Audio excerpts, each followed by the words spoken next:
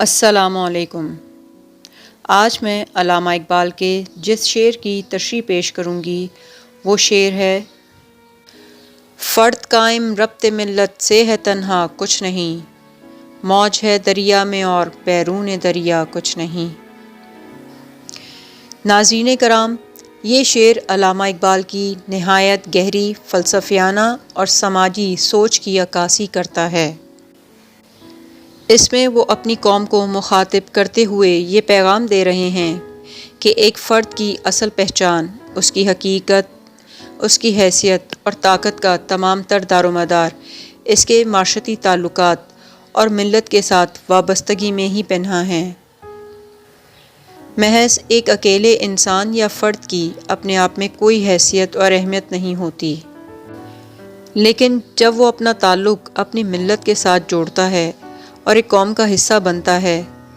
تب اس کی قدر و منزلت، اہمیت اور طاقت کئی گنا بڑھ جاتی ہے۔ فرد قائم ربط ملت سے ہے تنہا کچھ نہیں۔ اس مصرعے میں اقبال اس بات کو واضح طور پر بتا رہے ہیں کہ ایک انسان کی بقا اور سلامتی اور اس کی ترقی اور وقار ایک جماعت یا ایک قوم کے ساتھ وابستہ ہونے میں ہی ممکن ہوتی ہے، اور اس طرح اس کی صلاحیت اور اہمیت میں کئی گنا اضافہ ہو جاتا ہے۔ اور یہی بات انسان کی زندگی کی اس حقیقت کو بھی اجاگر کرتی ہے کہ ہر انسان کا وجود معاشرتی زندگی کا حصہ بننے میں ہی پنہاں ہے۔ اس کے برعکس تنہا ہونے کے باعث وہ کمزور اور غیر مؤثر ہو جاتا ہے، لہٰذا اسے چاہیے کہ وہ اجتماعی قوت و طاقت کا حصہ بنے، نہ کہ اپنی ذات میں مقید ہو کر رہ جائے۔ موج ہے دریا میں اور بیرون دریا کچھ نہیں۔ یہاں پر انہوں نے دریا میں موجود لہر یا موج کو مثال بنا کر پیش کیا ہے اور یہ بتانے کی کوشش کی ہے کہ ایک لہر کا وجود، اس کی روانی اور طاقت اسی وقت تک ہوتی ہے جب تک کہ اس کا تعلق دریا یا سمندر کے ساتھ قائم رہتا ہے، مگر جیسے ہی وہ دریا یا سمندر سے خود کو علیحدہ کرتی ہے اور باہر آتی ہے تو اس کی حیثیت اور طاقت غیر مؤثر ہو جاتی ہے، وہ بے وقت اور کمزور ہو جاتی ہے۔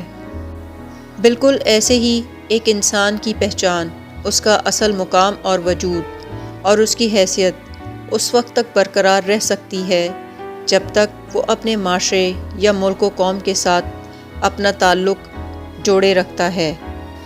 ورنہ وہ بکھر جائے گا اور اپنی اہمیت کو لہر کی مانند کھو دے گا۔